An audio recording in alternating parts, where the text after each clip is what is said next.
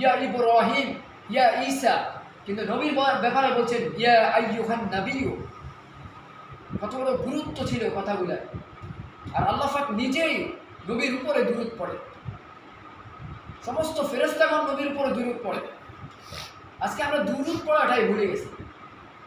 আর আল্লাহর নবীর উপরে যদি আপনি দুরূদ পড়েন, আপনারই লাভ বেশি। এই দুনিয়াতে একদল ফেরেশতাকে আল্লাহ প্রেরণ করে দিয়েছেন, তারা আপনি দুরূদ পড়ছেন, আপনার নাম, আপনার বাপের নাম নবীর রওজা মোবারক পৌঁছায় দেয়। সুবহানাল্লাহ। আপনি যখন তার থেকে হাউজে কাউসারের পানি গ্রহণ করতে যাবেন, ওই যে ইন্না আ'তাইনাকাল কাউসার ফাসাল্লি লিরাব্বিকা ওয়ানহার ইন্না শানিআকা হুয়াল আবতার।